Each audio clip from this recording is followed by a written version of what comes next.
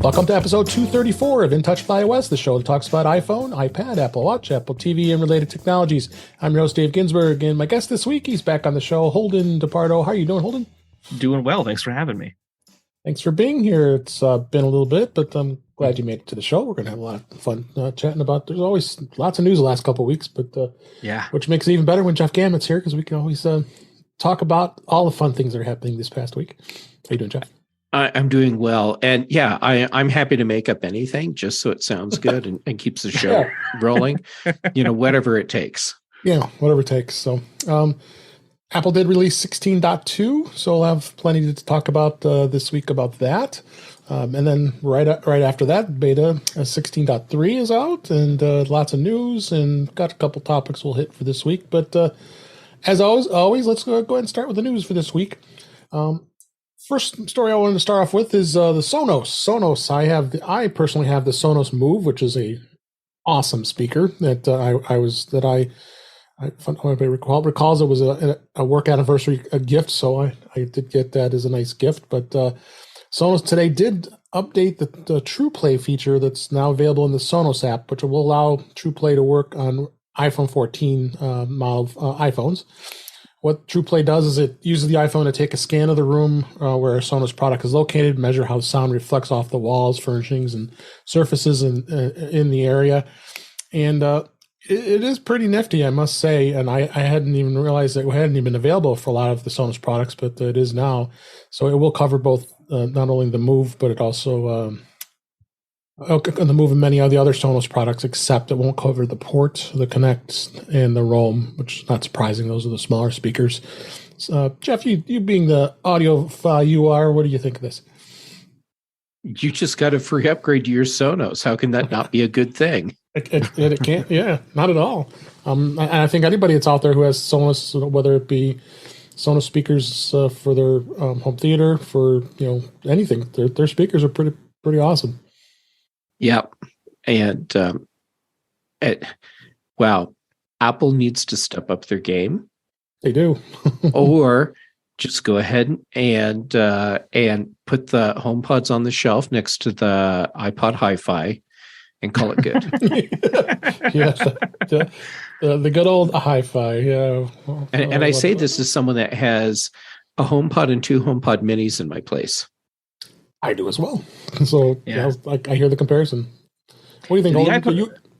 I have a HomePod Mini and I like it a lot, but I don't think it has the Trueplay equivalent that the Pod had.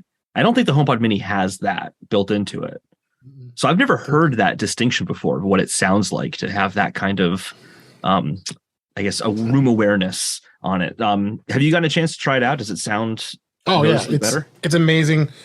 There's only some songs. There'll be certain songs. I'm lifting it up here because it does. The mic is here, so you get to. I'm showing it on camera here. The mic turns on and off, so it'll listen to in the room. And when you have the app open on your iPhone, it's going to get the sound. This also doubles as an assistant too. So it's going to be the A lady or the G lady as well if you so choose. So, but this thing, it's pretty heavy, but it's nice enough. It's got the nice handle. It's portable. That's the Move. This is the Move. Yes, it's pretty big I was thinking something small. I hadn't seen the Move before. Oh no. Yeah, so it's a pretty nifty speaker. So, but no, I'm glad to see that, and then a lot of other speaker companies out there. Yeah, who knows? They may follow suit. Depends, but Sonos, I know, pretty hard to beat them sometimes. If it's built into the phone, you can do it from the phone. I don't see why other companies wouldn't do it. Yeah. So, next story. Always report this, but and kind of just say and move on. Really, is the Apple did release AirTag's firmware update this week. It is designed for the AirTags, and with the firmware feature now being a build number of 2A36, like we'll even know what that is. And Apple did start releasing it in November. Then note that when you do install the update, you'll see the version number in there when you look at your AirTag, but no word on what the update was. Maybe they'll provide a support document. Doubt it. It's not live activities or something. No dynamic island features coming to AirTag. Oh, well, then I'm out. I'm going to sell my AirTags. Yeah. Who knows? I mean, it could have been just something related to 16.2. Very possible, but Or yeah, efficiencies or something. Who knows? Apple is very, very hush hush about the AirTags. They really don't talk too much about the updates to it. Not much else to talk about when it comes to that, other than it's there. Uh, I found this to be interesting for those who use DaVinci Resolve on your Mac. There is a beta version of it being released out right now for the iPad. The popular video editing app, the DaVinci Resolve from Blackmagic Design, is going to soon be available on the iPad as a beta version. The app is being tested right now. Mac Rumors, the article here said they do have access to the beta. I would not be surprised if it's out there for any other beta testers. But this is definitely going to be interesting to see with multi-touch technology using the with the Apple Pencil in mind, and optimized for the performance of the iPads, the Silicon iPad models, which I would kind of anticipate it's probably only going to be compatible to the M1 and M2s. I don't know if they would really release this, but Jeff, what do you think of this? I don't know if you use DaVinci or not. I haven't been able to spend too much time with DaVinci on the Mac, but it's kind of exciting. It's very exciting. I'm not a DaVinci user, but that doesn't matter. I can still appreciate how important this is. And I get that Apple likes to leave certain things as third-party opportunities. But holy crap, why is Apple not producing the pro-level apps for the iPad the way other companies are doing? Yeah, for sure. Yeah, for sure. So what do you think, Holden? I think that you are right with like the filling in the gaps that the third parties won't. I have a theory that Apple's not doing the pro apps on the iPad, not because it doesn't have the processing power, but because it doesn't have the guaranteed precision of a mouse and keyboard that you might want in an app like Final Cut. That's my theory, at least. But it's like so heavily requested. I'm kind of surprised they haven't decided to release something, because even leaving open for third parties, there are a lot of video editing software out there, and people tend to choose not just the default first party option. Even on Macs, people still choose Adobe Premiere and stuff. So I feel like that would still be the case on iPad. So you can still leave it open to the third parties, technically. Yeah, but I mean, I know that Jeff's a big LumaFusion user, so they're competition. But I mean, it's good to see that there's a lot of competing products in this arena, because just it keeps all of them on their toes to keep improving and adding. And the cool thing with DaVinci, there is a free version, and it's a full-fledged, very viable free version on the Mac, as well as I'm sure it's going to be on iPad as well.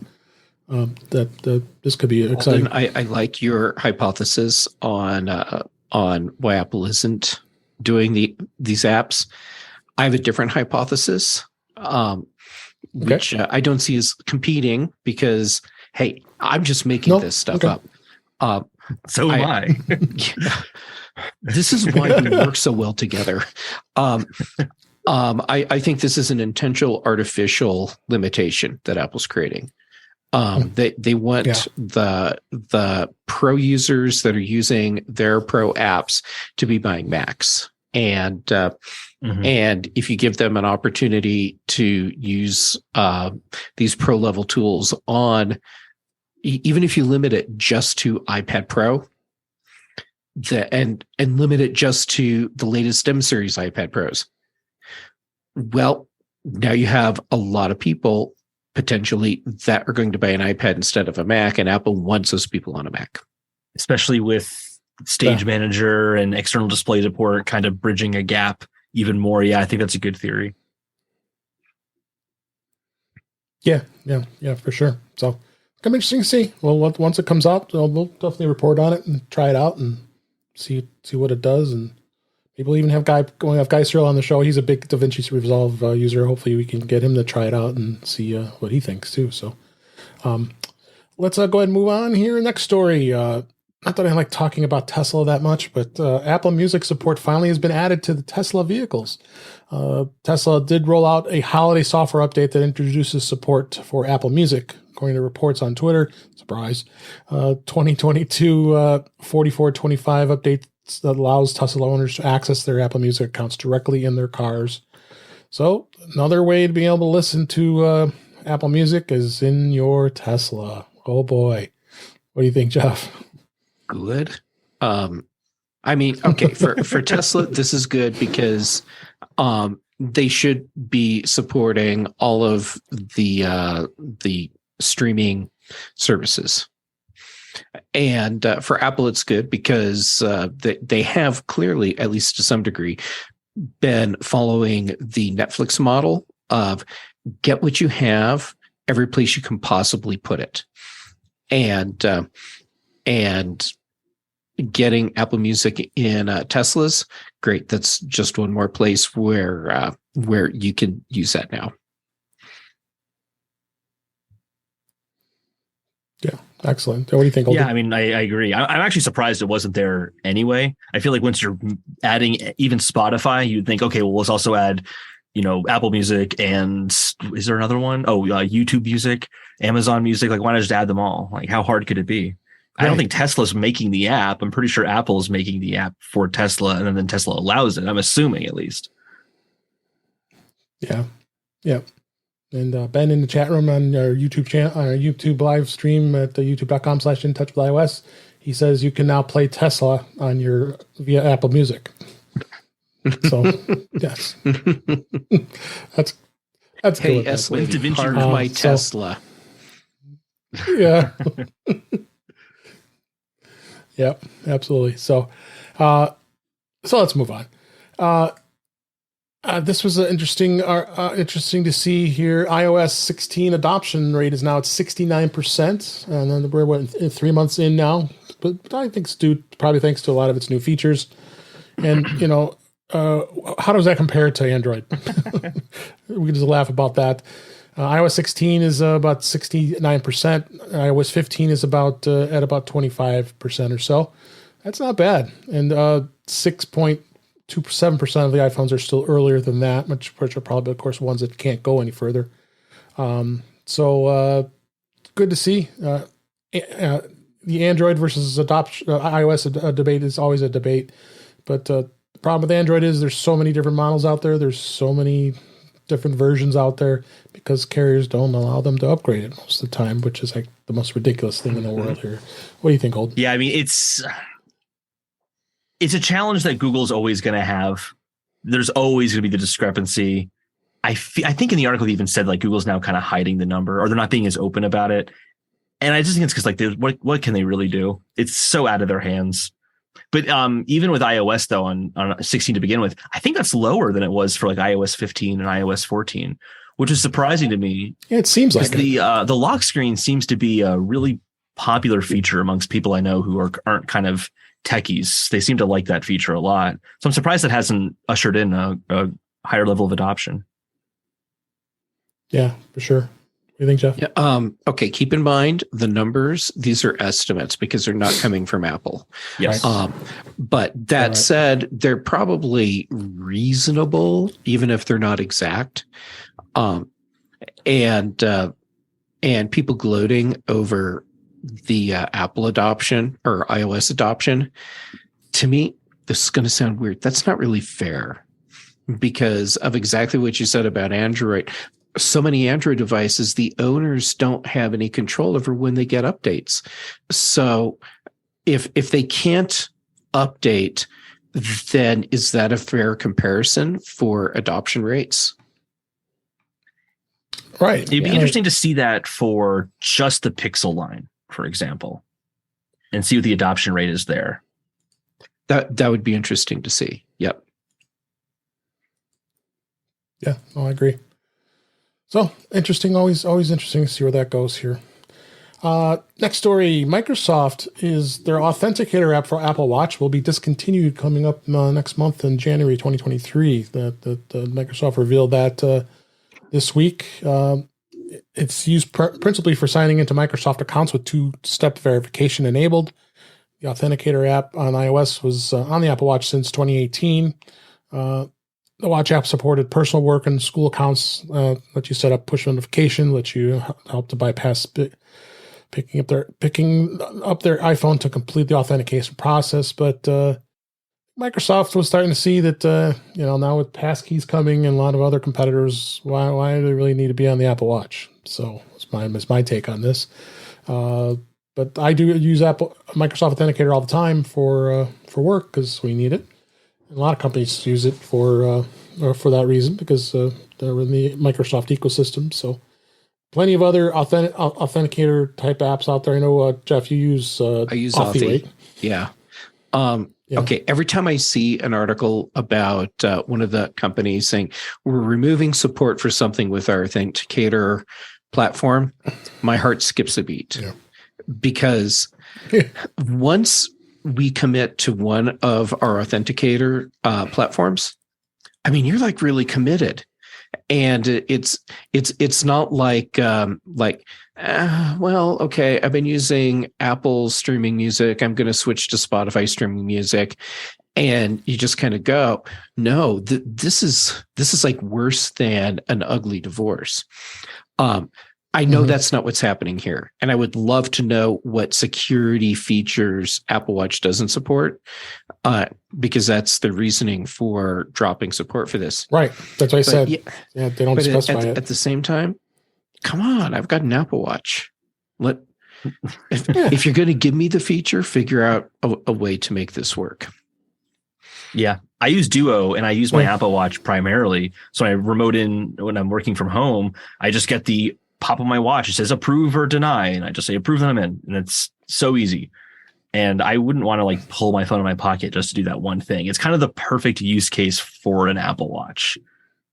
And it's also baffling that Apple wouldn't keep the security standards the same across, iOS and watchOS. So I think that's interesting. Yeah, for sure. We'll see. Nothing to be too exciting about that. Next story, Apple does expand the emergency SOS via satellite to the UK, France, Germany, and Ireland. That happened this week as we record here. They expanded the SOS via satellite and the Find My via satellite functionality to those countries. The iPhone 14 users can now connect with emergency services with the cellular Wi-Fi coverage, which is not available, as we've talked about many times on the show here. It's a great feature, and there's been a lot of examples that it's really come in handy. I think we have a story here in a little bit to actually prove positive that it did work. So good to see that it's expanding beyond the U.S. and Canada. Other countries should be able to take advantages, don't you think, Jeff? Mm-hmm. Yeah, I'm trying to think of something clever and pithy to say, but I mean, hooray! Expand this out. Give it to everyone, please. Yeah. Fewer dead people. Yeah. Absolutely. What do you think? Yeah, I mean, couldn't say any better. I mean, it's something like I hope no one has to use, but it's certainly nice that people in other countries have it too. I have a 14 Pro. I honestly forgot it was a feature. I totally forgot, which is maybe not a good thing if I needed it. Well, you can test it. They let you do testing calls. So not to a point where it's an emergency call, but just enough to see that it makes sure it works. Speaking of making sure it works, the story yesterday as we record this, iPhone 14 crash detection and emergency SOS via satellite led rescuers to a car that fell into a remote canyon. 2 people involved in a serious accident occurred, were rescued and located through the new features available on the iPhone 14 models. So emergency SOS came through. It took place in the Angeles Forest Highway in the Angeles National Forest in California, where a vehicle careened over the side of a mountain and fell approximately 300 feet into a remote canyon. Yow! And the iPhone 14 model in the car detected the crash as there was no cellular signal. Information was provided to rescuers via the emergency SOS via satellite, and shows some Twitter feeds of the rescue. And this is pretty cool. And then we're gonna probably hear a lot more of these types of rescues. They even talk about that there was recently a rescue in the remote area of Alaska. The crash detection feature worked successfully. Users have used it several other times. So this is paying off already, it looks like. What don't you think, Jeff? Yes. This is great for the people that were rescued. It's also the kind of publicity that there's no way Apple or any company could pay for this. There's literally not enough money in existence to pay for this kind of publicity. Hey, do you want to drive off a cliff for us? Right. At $2,000. and there will be someone that'll say, sure. My Tesla is ready to drive that route anyhow. So it's just, but no. So this is cool. Side note to this, I've been wondering what happens with SOS after 2 years.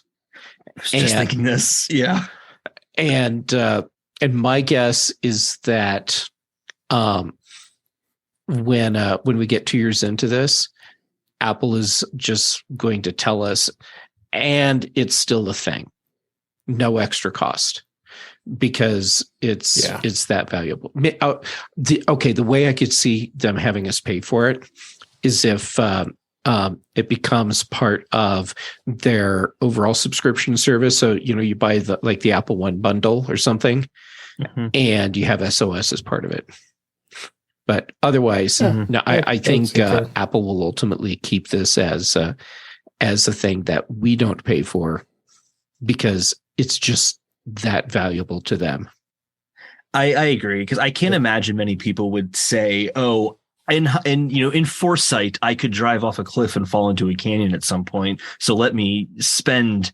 I think some of these satellite services right now are like $50 to $100 a month, maybe more than that. I don't know the exact price, but it's expensive. It's not cheap. And I feel like the benefit to Apple, even just saying, hey, for free, if there's a crash detection, we will send an emergency SOS. But if you're like in the middle of the woods and you're lost, you have to pay for that. Like maybe they do something like that to make it so they're not spending quite as much to make it free. But I feel like they'd have to do something like that, because to have this for 2 years and be like, okay, but now going forward, if you get into a car accident, too bad. Too bad. Right. Yeah. Yeah. And okay, we don't pay for fall detection. We don't pay for EKG detection. Now, granted, those don't require an additional service, but it's bad optics for Apple to say, okay, all these other health and safety things that you get just because you have an Apple product, great. But this one that could really save your life, that one you're going to have to pay for.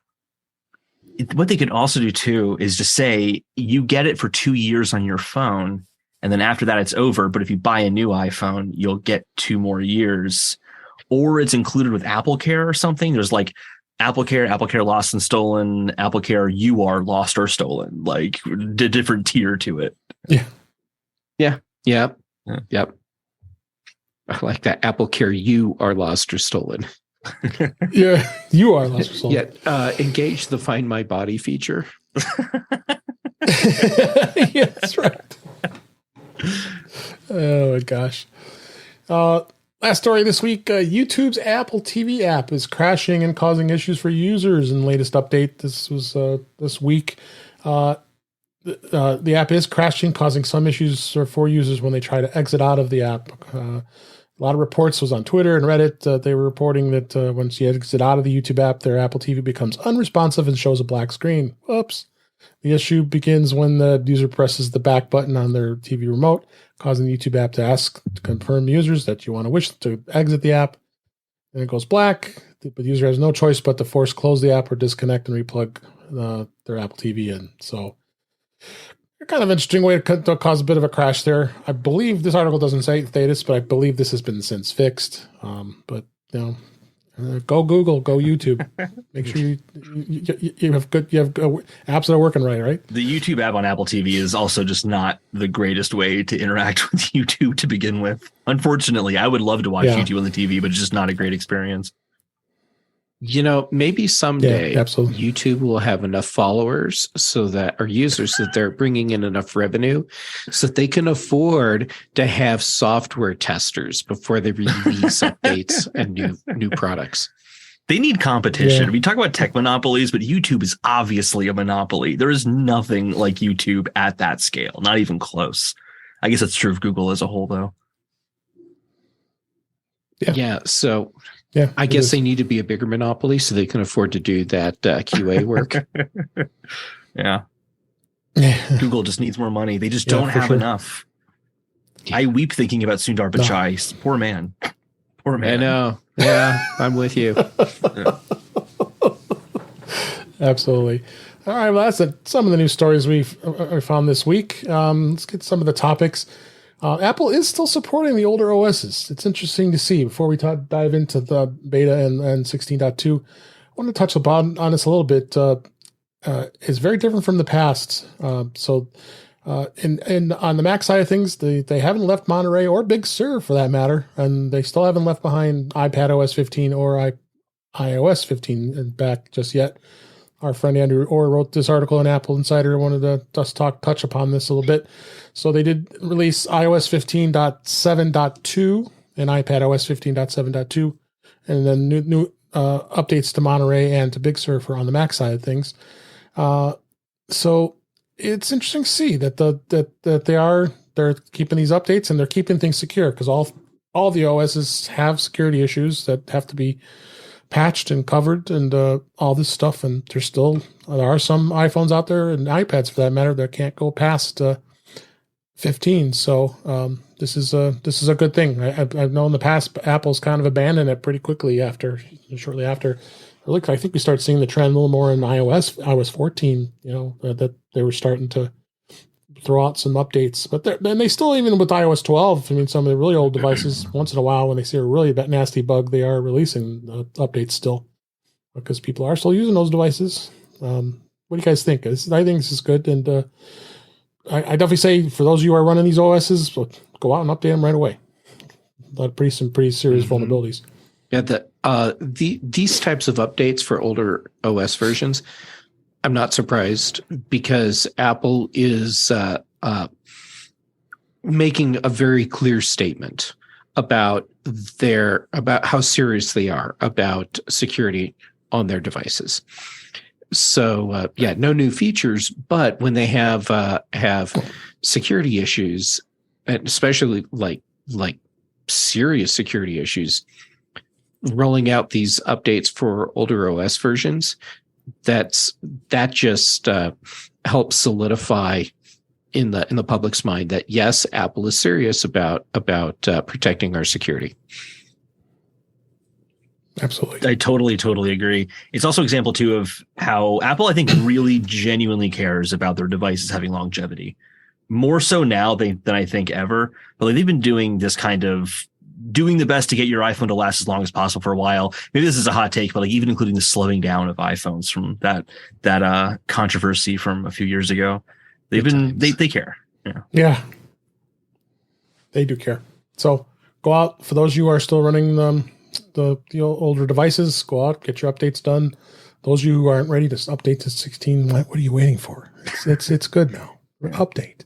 But if you insist, keep using 15.7. 15.7.2 is the most current version. So let's go in, jump a little bit into beta before we go into the iOS 16.2 release for this week. So iOS 16.2 came out, and then shortly thereafter, the next day, Apple released the first seeds of beta 1 of 16.3 for both iOS and for iPadOS. Still relatively new, and then really haven't reported much yet as far as a lot of the things that have been added just yet. Did you install it on your iPad, Jeff, to try it out yet? Here's the thing that I'm seeing that's really interesting, and it may have hit with the last 16.2 dev beta before the rollout. I'm not sure. Mm-hmm. My 10-inch iPad Pro is charging through USB hub now, where previously I had to put it into a higher power charger to get it to charge. And that's really surprising to me. So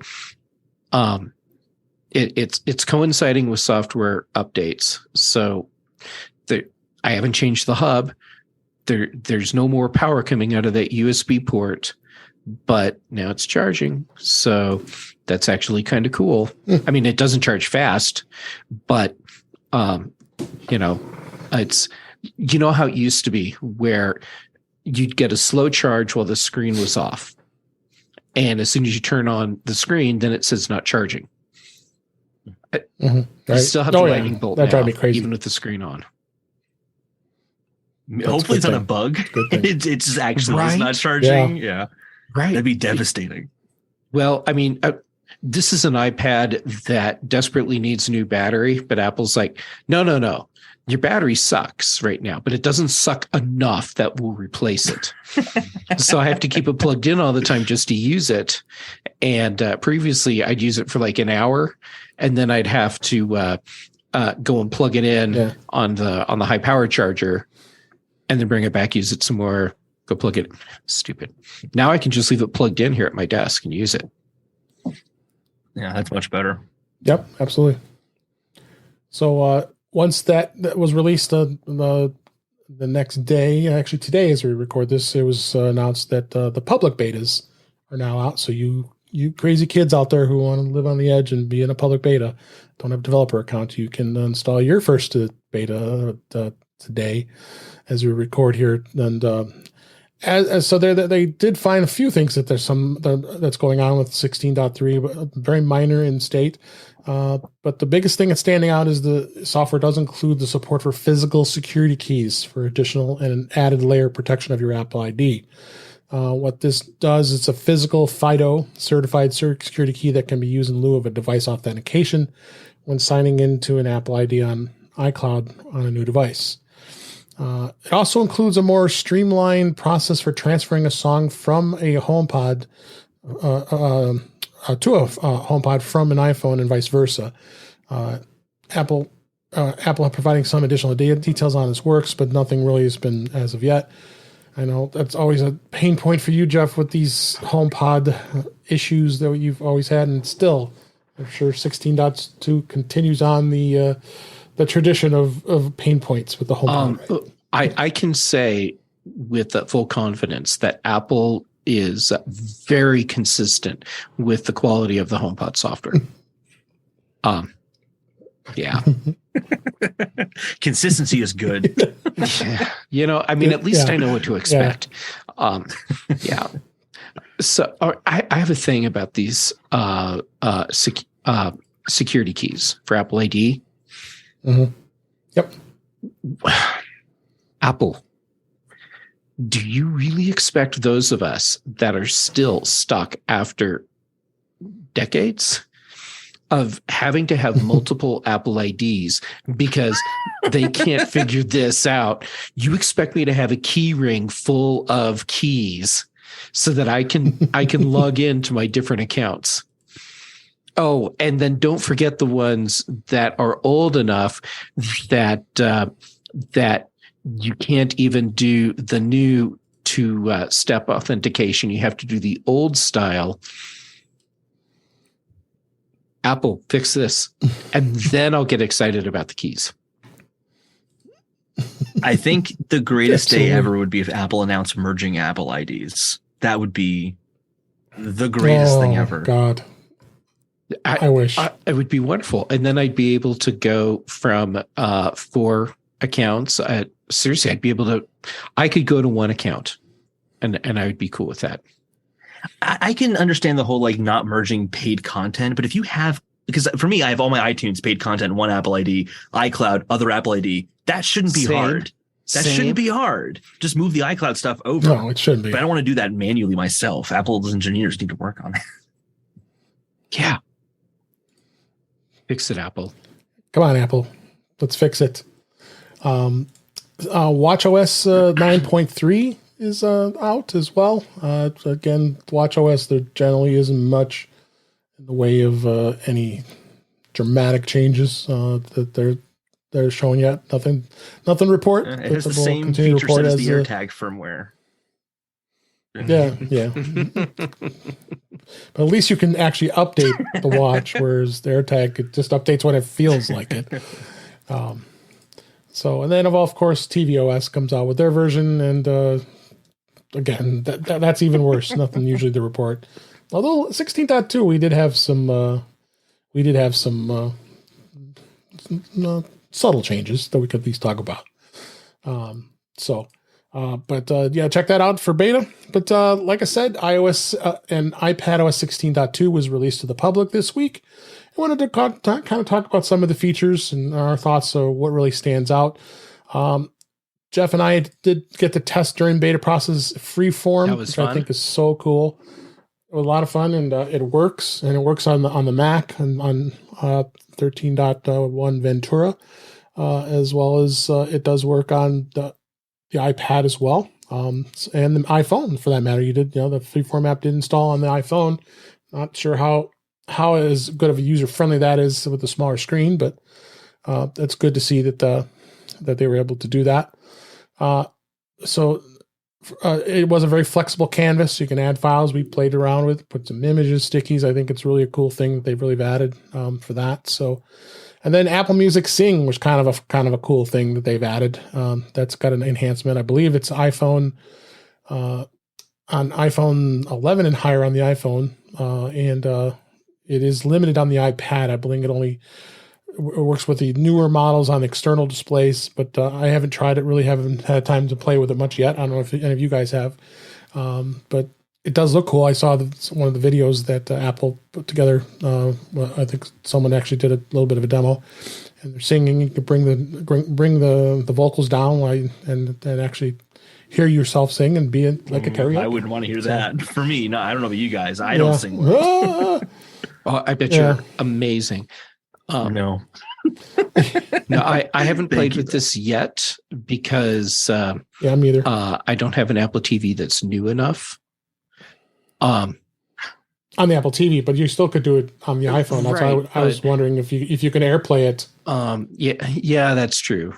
I was just thinking, I'm going to hold my iPhone in front of me and sing to my cat, and no, I don't think I am. Yeah. But it's still a cool thing. It's going to be interesting to see where that goes because a lot of people are going to have fun with that. Of course, they did add the advanced data protection for iCloud, which now expands the total number of iCloud data categories for protecting you and end-to-end encryption. We talked about that last week. That was a huge announcement from Apple, of course, including iCloud backup and notes and photos, protecting your information in case there's a data breach. And no, Apple doesn't have the key, so you're safe. The lock screen added some new settings that allows you to hide wallpaper or notifications when always on is enabled on the iPhone 14 Pro or 14 Pro Max.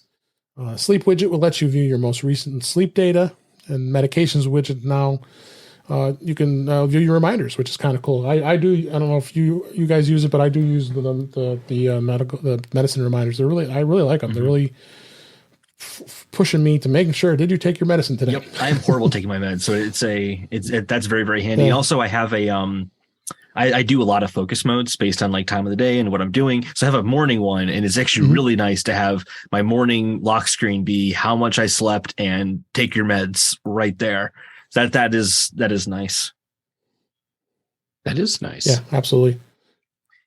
The Game Center, if you're a gamer, they did add share play support in Game Center for multiplayer games, so you can play.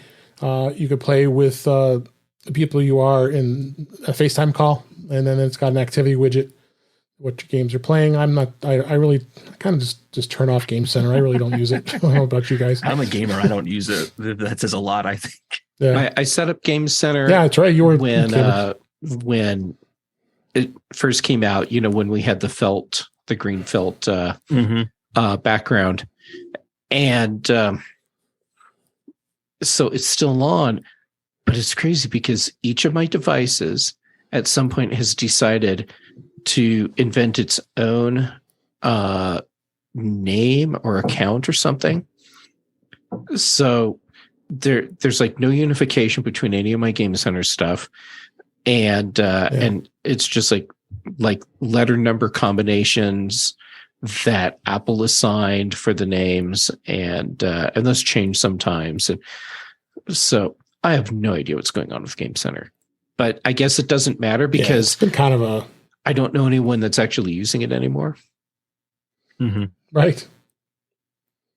Yeah, it's just kind of worthless now. It's yeah. That it pretty much is. So, what was the other thing they did was with Apple TV, the Apple TV app. They added live. They have now live the live feeds that are now as part of the as part of sports events and all those other types of live feeds that are beyond on there. I think Uber Eats is going to have their live feed telling you when your food's coming, and it's definitely going to be something that people are going to utilize. Of course, this is only on the iPhone 14 Pro and Pro Max that allows that in the dynamic island. So the Home app itself improves some reliability and efficiency of communication between your smart home accessories and Apple devices. So that's interesting. I don't know if you've seen any of that improvement just yet. And I also just got the nano leaf bulbs that have the threading.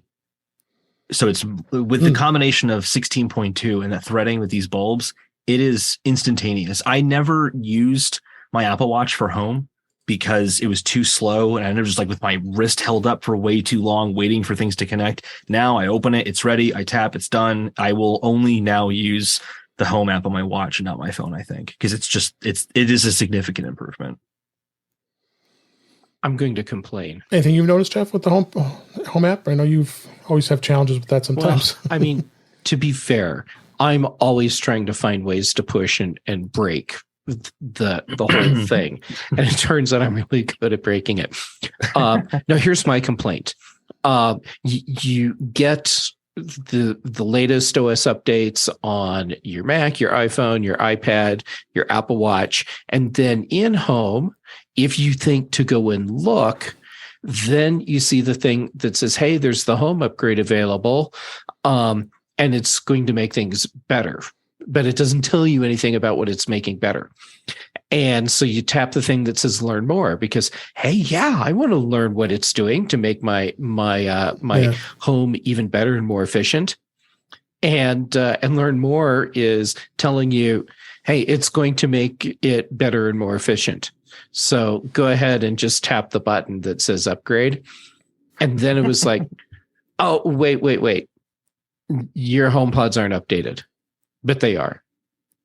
So I'm not going to do it yet. And then you try again later and it was like, okay, everything's no, wait, we changed our mind. Your Apple Watch this time isn't up to date, even though it is. And then finally it works and it says everything's up to date. And you still have no information from Apple what it is that's been updated and why it's better. And then it also leaves you wondering, well, if I just did all of these iOS, iPadOS, macOS, HomePodOS updates, why wasn't it just part of that? So anyhow, if it was other companies, I'd probably let it slide. But this is Apple.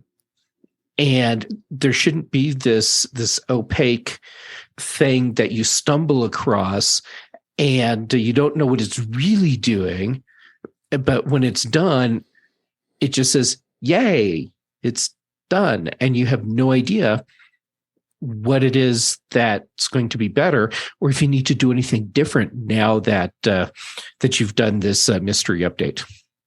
That makes me wonder if my faster speeds for home devices is just because of the threading and not because of 16.2. It's the threading stuff's amazing. Like the devices that I've been using with thread. I'll just tell my Apple Watch, do the thing, and it's done. Yeah. And so that was before 16.2. I just got those lights this week. So there was and I was already on the 16.2 beta. And the hue lights are the slowest things ever. So I don't have those anymore. Oh, but that's going to change. But it's going to suck because. Well, why is it going to suck? It's going to suck because the first part is, hey, install the software update on your Hue bridge. And that's the easy part. Then it's every single device that goes through your Hue bridge has to be removed from your setup. Mm-hmm. Oh my so God. It can be updated and then added back in. Okay, so I wouldn't have been able to do that because the issue I ran into with my Hue lights is I changed my Wi-Fi network. I got an Arrow mesh network, and then just the Hue bridge stopped working. Wow. And I had to repair it, but it didn't have the HomeKit code on the device, and I was so dumb and didn't keep the HomeKit code. And the bridge needed it, all of the lights needed it, and I'm like, I have to buy all new stuff now. So I would have ran into that anyway, even if I didn't get the Wi-Fi. If I had to unpair and repair everything, That's awful. That's really terrible. It's absolutely awful. And while I would love to have all of my Hue lights super fast, the amount of work that will go into making that possible. No, it's like there's Hue bulbs everywhere in here, and they're part of all these different scenes. And I have no interest in having to recreate all of that. Yeah, that's a lot of work. A lot of work. But a couple of little things real quick on the updates. They improved search in messages, so it allows you to find photos based on their content, like a dog, a car, person, or a text. Turning off the hide IP address setting enables iCloud Private Relay users to temporarily disable the service for a specific site in Safari if you need it. News articles in the weather display information relevant to the weather in that location. Participant curses and notes will let you see live indicators as others make updates in a shared note. The airdrop, which we had extensive discussion about, is now set to when it reverts to contacts only. And after 10 minutes, it prevents unwanted requests to receive content, as well as you can only have for 10 minutes on for everyone, which is fine because I think a lot of people were, as we talked about previous, had that turned on all the time. Yeah, me. You're talking about me. Yeah, like a lot of us. Yeah, no, I knew others. I mean, some people forget. I probably forgot to turn it off. And some other features that they've added, AirDrop. That's what AirDrop does. And some of the iPad specific features, you now have external display support for Stage Manager, up to resolutions for 6K. It's got to be the 5th generation later, 12.9 inch iPad Pro, as well as the 11 inch 3rd gen later, and the iPad Air 5th gen. So it works with that too.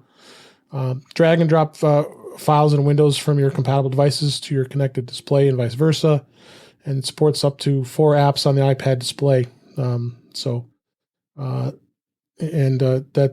good. So they've done some good updates this time around, and we'll start playing with them some more and report back if we see anything else that stands out for us. So that's 16.2. Again. Check it out. Go ahead and download it. It does have over 30 security vulnerabilities as well. So even if you're not excited about installing it right away, it probably would be not a good idea to do it anyway because of all those vulnerabilities that are included in 16.2. So definitely would highly suggest and recommend that you get that up to date pretty quickly. Next topic here, I wanted to talk a little bit about, there's been some more discussion here this week about side-loading apps, and will it really happen? Reportedly, Apple is working on adding support for side-loading and alternate app stores in Europe. So will that expand beyond that audience? Because European legislation says that it will require the company to support side-loading. That's what was reported by Bloomberg. Change would allow customers to download apps without the need of the App Store, which would mean developers would not need to pay Apple's tax, as someone calls the 15 to 30% fees. But Apple's only planning to implement this side loading in Europe. So this is definitely going to be interesting to see where this goes. We've talked about this before with side loading and its pros, its cons. Can it be risky? Jeff, what has been your thoughts on side loading when we talked about it before? I mean, it's something that kind of scares me a little bit. It opens up our ecosystem here with Apple versus what Android does, where it's a free for all. I think side loading, when Apple does implement it, because it's not like we can debate will they or won't they. I mean, EU regulation is going to require this, so it's going to happen, even if it is just for the EU. It doesn't say Apple has to implement it in a way that creates a free for all. Apple can create like a sandbox space for third-party app stores, and then they go in there and they don't get to interact with anything else. And interesting. And this is just stuff I've been thinking about, and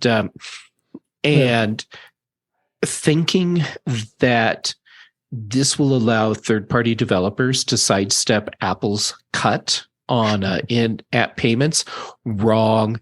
Apple will definitely make sure that there's something in place so that these third-party app stores are still giving Apple their cut in some form. And so that's not going to go away. And then thinking that this turns into a free-for-all in the sense that companies like Facebook, and I'd say Twitter, but who knows if they'll even be around or what they'll be doing. But, will companies decide to pull their app from Apple's App Store and make you go to these other app stores instead? No. Look at the way the Google Play Store works. All the stuff that everyone wants is in the main store, and then there's all these third-party stores that are out there, but most people go through the main one, and that will still be the case. Doesn't matter if it's US or EU, everyone will primarily use Apple's own app store. That'll be the end of it. I 1,000% agree. I won't go to the whole USB-C thing, but I think so many of the EU regulations are ridiculous.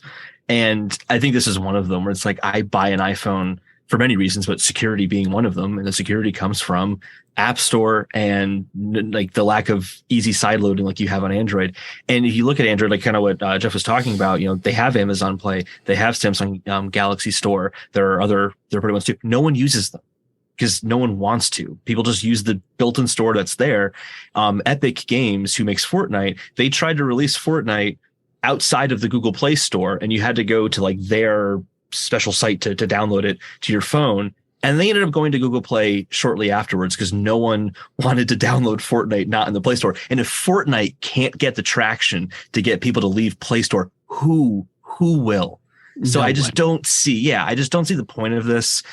So much of the EU stuff just feels like they want to look tough, and they made the big companies change. Like, I don't know how else to see it because so much of the stuff seems kind of foolish to me.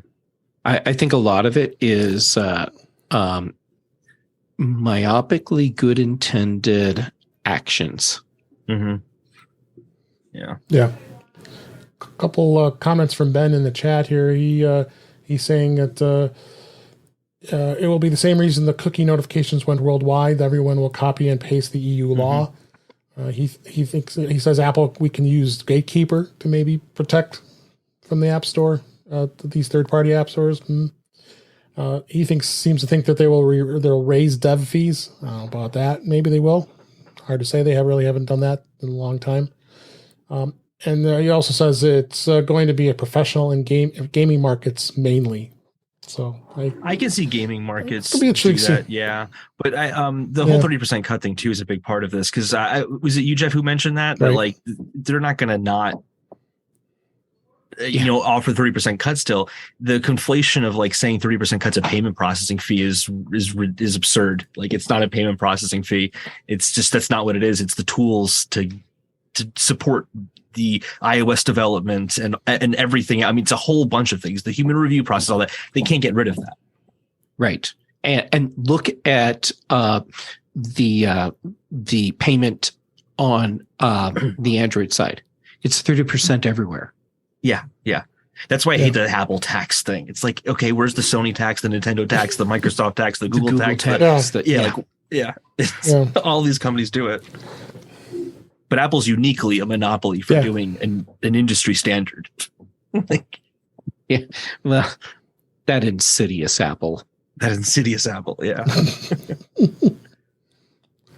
So it's going to be interesting to see where it goes. There was another article I linked in here as well. The Alt Store creator, who's a third-party app store, is saying that it probably could disrupt your user experience. I don't know if I agree with that or not. There is reports that Apple is working on a deep change to how iOS and the App Store work. That was according to Bloomberg. So I'd be interesting to see where this goes. I've kind of looked through some of this information from this third-party app store. It's definitely speculative. I just don't see right now. This is, like we said, it's just European Union right now. The U.S. is one of the bigger markets that if this were happening, we might be hearing more about this. Yeah, well, keep in mind that generally speaking, people in the United States forget that there's a world outside the United States. So some That's things true. that should be discussed a lot more inside the United States aren't, because they're not things that are happening inside the country. Yeah, true. What's the EU? What are we talking about? Good. Yeah. Yeah. Yeah, good conversation. Yeah, this was definitely going to be interesting to see where it goes. I want to talk a little more about continuity camera. It's been out for a short time now, and wondered if you guys have really done much use with it. Of course, if anybody doesn't know, the continuity camera is built in for app macOS Ventura, so you actually can use your iPhone directly without having any third-party app to be able to use your iPhone as a camera. Belkin at first released their first mount, which I did purchase, was wasn't a bad mount, but it kind of flimsy. It was the magnetic a MagSafe mount that clips onto your Mac notebook. Well, they've now come out with a version that can now clip to your monitor. So there's a new version of that isn't out. It's still on not in the store just yet, but another $30 you could purchase this and actually clip it to a monitor, which is great. So another potential possibility of using your iPhone with MagSafe and continuity camera. Have you tried this at all, Holden? With the I'm using camera it right now at all? With the Belkin stand, Okay. actually too. It works okay, great. Cool. So yeah, you look good. You look really good. So it's really working well. And I think this was smart that Belkin jumped right on it and getting the one for a monitor too, because most of us are. You're obviously using it on your Mac's laptop lid. So I think it's going to be smart to see. I'm using a Plexicam mount here with an iPhone XR, and I'm also using Camo Studio, and it seems to work pretty well too. So the Camo Studio has a little more flexibility, as we've talked about, but continuity cameras for someone, you want something simple, you just connect it as long as it's connected to your iCloud account, and boom, you have a camera. It's so easy. I mean, you literally just start a FaceTime call or even a Zoom call like this, and it just works. Literally, not a catchphrase. Like it just works. Yeah. Jeff, have you tried using it much at all? Yes, and I like it. I'm not using it right now, and the reason being is because I've got my Logitech C920 on my Plexicam mount, and so I've got so much set up that involves just what I already have, that using a continuity camera becomes the thing that I do when I'm thinking, oh, I could do this. And yeah, the Belkin mounts are nice. I built one out of Lego, and it works. That's right. I know you've shown us a few times. Yeah, it was like 5 minutes of my life, and after building it, I was thinking, why would I spend money on anything that anyone else is making when I've got this and it works perfectly? And now I have basically two camera mounts, one for the C920 and then another one for the iPhone, so I can do whatever. Yeah. So definitely something to check out if it's something that interests you, using your, a lot of times you get into a pinch, you don't have a webcam, or, sometimes you don't want to use your built-in webcam, although the built-in ones for the new MacBook Pros and the MacBook Air, for that matter, are very good quality now, much better than they had been in the past. But the iPhone's definitely going to give you a lot better quality. As the cameras on those are going to be much better. So definitely something to check out here. So a couple more things I want to hit on here. This was kind of a did you know? I didn't even know this. That did you know the newer iPhones can actually measure someone's height instantly? I had no idea you could do this. So iPhone 12 Pro and Pro Max, or 13 and the 14 Pro models, it does feature a LiDAR scanner next to the rear camera that it can be used to measure a person's height instantly using the Measure app. So the way to measure it, you actually go through, simply open up the app and point your iPhone at the person you want to measure, make sure they're all visible in the screen from head to toe, and boom, it actually gives you their height right at the top of their head down to their toes. So yeah, the Measure app. I didn't even. When did the LiDAR sensor come to iPhone? Is it iPhone 12 or 11? 12? 12, yeah. The article here says, there's a link in the show notes here from Mac Rumors here. There's the 12 Pro and Pro Max, 13 Pro and Pro Max. So there's a good amount of iPhones that have that. Is that Pro? It's Pro only though, right? Yeah. Okay. Pro only, because those were the ones that had the LiDAR scanner, right? Yeah. Presumably iPad should be able to do this too. The Pro models, because they have LiDAR built in as well. Yeah, but I don't know, because I don't know if it has the Measure app, does it? I don't think it has the Measure app. What'll come first, Measure or Calculator? Yeah. Calculator. Yeah, iPad hasn't had a calculator. That's always a sore point. Everybody wants a calculator on the iPad. It's still only third party. Other thing I want to mention real quick is Apple has teased some of the shows that are coming out next year in 2023 for the Apple TV Plus. Can't wait for Ted Lasso season 3 to finally come out. Masters of the Air is going to be another show that they have on here. They have an actual trailer that they released that shows some of the shows that are going to be released here. Selena Gomez has a show that she's coming out with. Spirited was a fun that was a fun movie show.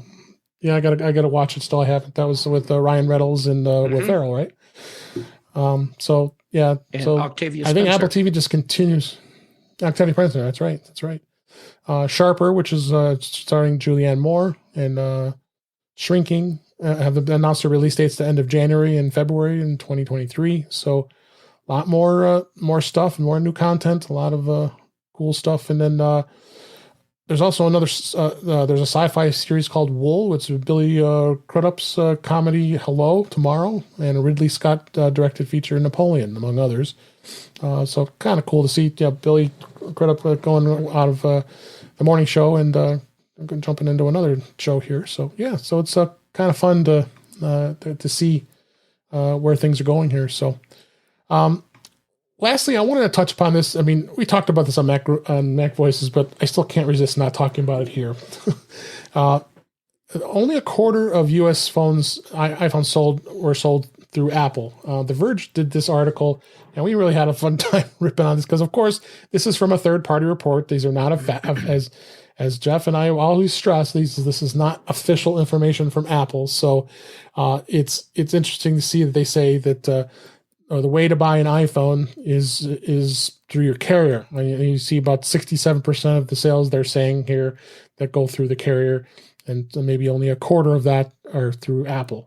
I always have a good experience buying it through Apple because I'm in the trade-in program every year, and I just buy it online. Usually, I haven't gone to the store as of late, but we knew over the years we always loved waiting in line and the excitement of getting the new iPhone every year. And then Holden, of course, as a former Apple employee, you experienced a few of those events in the past. So absolutely. I'd like to know what your take is on that, since you've experienced it with working with the store, and how. Do you think this is a kind of a legit thing they're talking about, saying that it's? I still think the Apple Store experience is so much better. Yeah, it's definitely better. And this wasn't true when I was there, I don't think. But, you can get a lot of those carrier deals now through Apple's website, through Apple. Exactly. So why wouldn't you do that still? Because so last year I bought a 13 Pro through Verizon because the trade deal was ridiculous. This year, I ended up giving my phone to my aunt to get a 14 Pro this year. And I got it through Apple, and way better process. Getting through Verizon, I was confused as to when I would even get it. Wasn't certain. Yeah. And with the iPhone, it's like I ordered it, I had a range, and it arrived within the range or before. Usually, Apple's pretty good about that. It's easier. You can set up in advance to pay for it if you're doing a pre-order. It's just so much better. And then also, if you go to the stores, you can talk to someone who knows about all the carrier deals and has them all laid out on their device. It's just so much better. But the reason I don't necessarily question this is because I don't know how many people know about that. That's not something that Apple usually advertises. It's like either you know or you don't know. So I don't know. Well, us techies, we know about it because we know Apple, and I said that Apple has full access to any of the carrier deals that they offer. I just go to the carrier. Hey, okay, this is what T-Mobile's offering. This is what Verizon's offering. This is what AT&T's offering, and they have access to it too. I find the experience definitely much better with the Apple Store, only because you go to these carrier stores, and a lot of times, some of these carrier stores they're not company stores. They're third party operators of some of these carriers. They just pay a license to be able to be a third party company, and I try to avoid those stores. They don't know anything, like the plague. You don't know anything. Yeah, because they don't know a thing, and they're so customer service is just abysmal.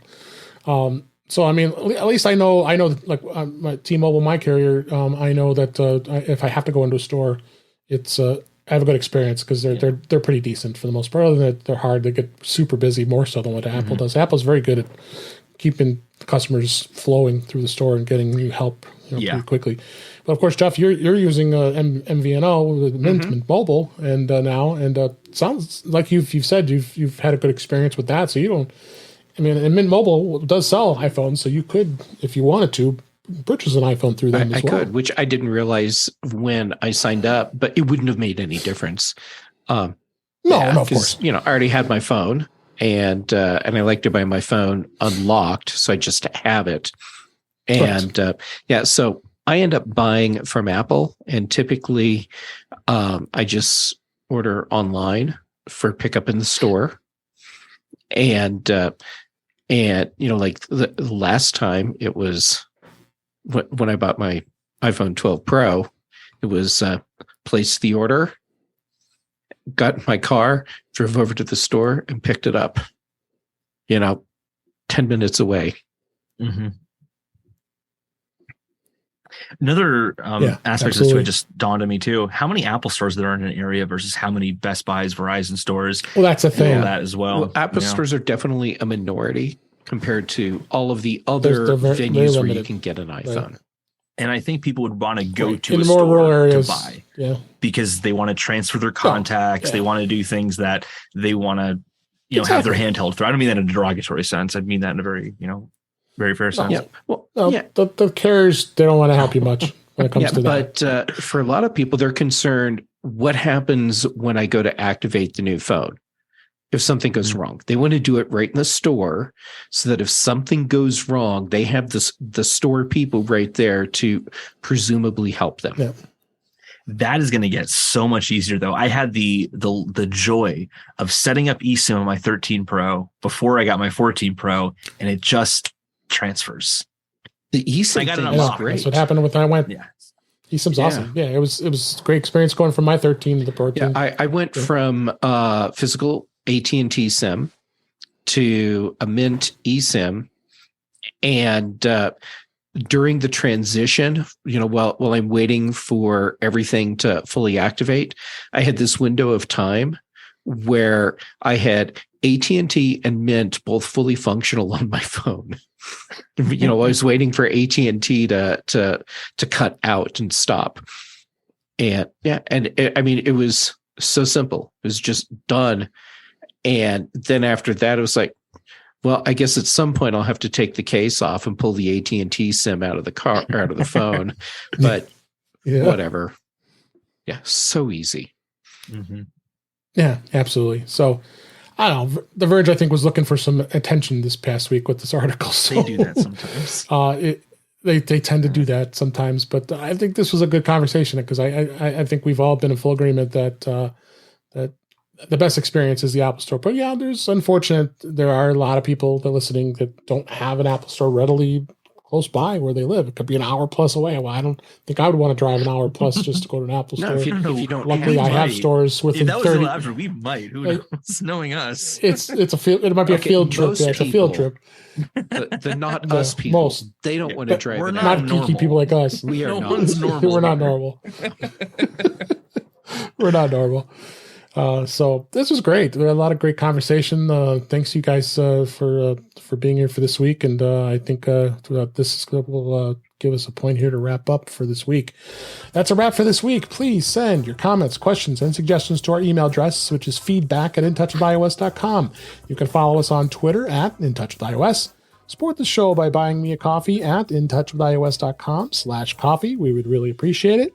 You also can become a patron of the show by going to patreon.com/intouchwithios. We have 2 tiers available to support the show. We would really appreciate it. Make sure you like, share, and subscribe so you're notified when we are live streaming on our YouTube channel, which is youtube.com/intouchwithios. Thanks to Ben and a lot of the others that came in the chat this week and giving us some interaction in the show here. So you also can go there and watch and listen to past shows. Visit In Touch with iOS magazine on Flipboard, where many of the topics we discuss are flipped into that magazine. The link is in our show notes. You can subscribe to the show in your favorite podcatcher, including Pocket Cast, Overcast, Apple Podcasts, Mimir, and many others. But better yet, just go to our website at intouchwithios.com, where all the links to all the ways to listen to us are there. I am Dave Ginsburg. You can find me on Twitter at DaveG65, and you also can find me on Mastodon at mastodon.cloud at DaveG65. And Holden DePardo, thank you so much. It's always a great time to have you on the show. You're always a great guest. We appreciate Thanks it. for having me. Where can people find you? I'm at Holden DePardo on Twitter right now. I hardly post, but maybe that'll be changing soon. More to come. All right. Good. Well, maybe we can get you on the Mastodon, too. Maybe. I don't know. We'll see. I actually haven't even Check seen it it out. yet, so I have no idea how it is. Yeah. It'll be better Yeah. once Well, the really good third-party apps for it come out. Yeah, that's what we're waiting for. And Jeff, Gamet, as always, always a pleasure to have you here and being part of the show. Where can people find you? Well, it's always great to get to be here, and I do appreciate that you keep letting me come back. So thank you for that. Let's see, where can you find me? Twitter, Instagram, Mastodon.social. Basically any of the socials that you can think of. I'm probably Jay Gamet on those. And then shows. Tuesdays, Mac Voices Live. Thursdays on the big show, and then here with you on In Touch with iOS. And then Fridays on the Mac show. And then also on the Context Machine, because Brandon Chaffin and I apparently can't get enough of each other, so we decided we had to podcast together again. You guys always have a blast listening to that show. So okay. I'm making an editorial comment about the Context Machine right now on Elon Musk. Brian is wrong. I am right. We'll leave it at that, right? Well, thank you for listening. Hope you enjoyed the show. A couple program notes. Next 2 weeks, we got our Christmas show coming up. We got just before Christmas, so we'll have a show next week, and we'll also have one after Christmas on the New Year's, probably do a year in review. And then we got CES coming up first week of January, so we'll take a week off because I am going to be visiting Las Vegas and checking out CES for the first time in 3 years. So it's going to be exciting, and to see all of our friends, our podcast friends as well. So, but until then, we will be back next week, and we really appreciate you listening, and we'll talk again soon.